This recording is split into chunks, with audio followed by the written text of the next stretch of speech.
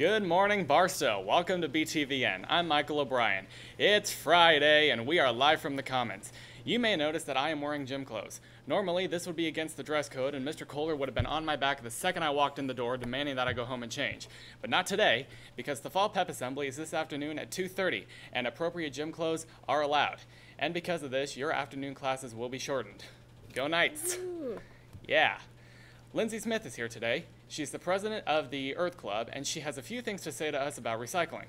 Hi, Lindsay. Hi. Okay, so most of you guys have seen the bins that are around the school. They look like an Earth, and we have Earth Club on them, and they're for recycling. So you can put like paper and anything that can be recycled in there, and also if you want to be like extra kind, you can take your teacher, like your advisor or any teacher's bin and dump it in there so that they don't have to worry about it for the rest of the week. But basically, you can put plastics in there. I mean, if you have glass, you can put it in there. But you can't put hamburgers. You can't put cartons of milk. You can't put the little paper cartons of milk either. And you can't put the bags, like those chip bags or whatever. You can't use those. So just kind of be responsible about that. Like, we have Earth Club every Thursday in Dr. Ketchell's room at second break. And we take out the recycle bins every week, every day of the week. So we don't really like digging through your trash. We want to just get the recycling done. But yeah, so just be conscious of that because it's a good program and we want to keep it going for as long as we can. And we're really excited about it. But we just want everybody to be conscious of what they're doing because I mean, recycling is a big thing. You need to do it. The earth needs you. That's awesome. Yeah. Thank you. Mm-hmm. And also, this Monday, October 1st, there is a cross-country meet here at 3:30, and volunteers are needed. You will work until 6:30 and earn 3 hours of community service. If you can help, contact Coach Stelting. And now to the question of the week. Why do we do math? I don't do math. I am math. I am math. So we can find out prices for our groceries. We do math to keep the sharks in the world from taking advantage of us financially. We do math so we can learn. Let's see. Because you need to learn how to count to 20 without taking your shoes off. Why not? Because it helps us learn. Because people like it.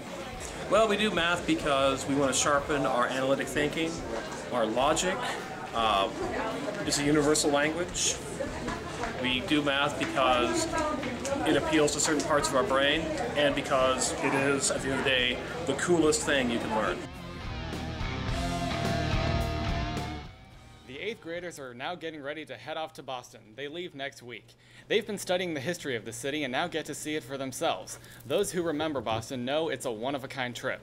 Let's see just what their expectations are.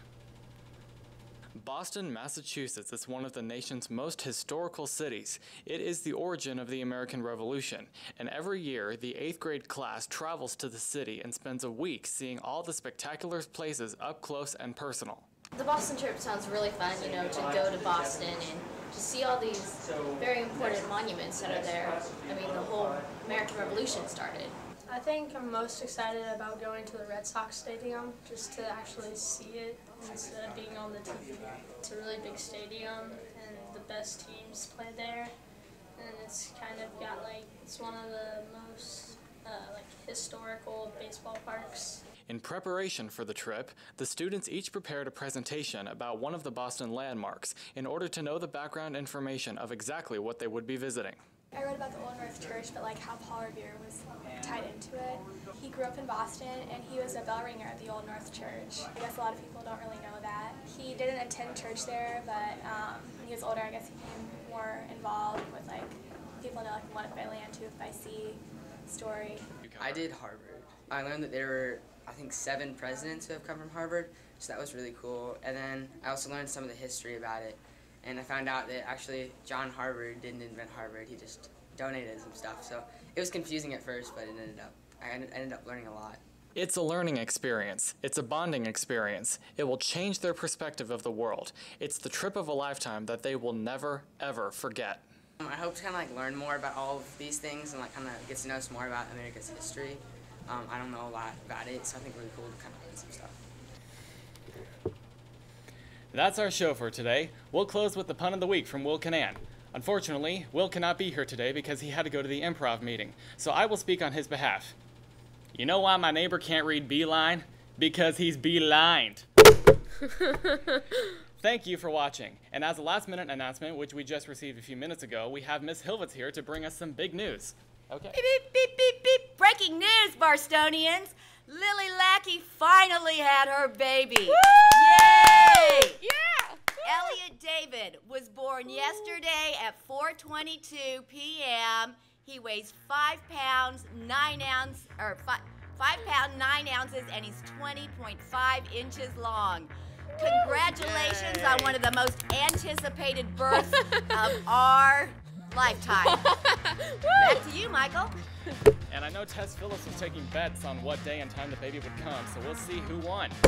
Upper schoolers, have a good time at WPA tomorrow night. That's our show. Thank you for watching. And BTVN is your information.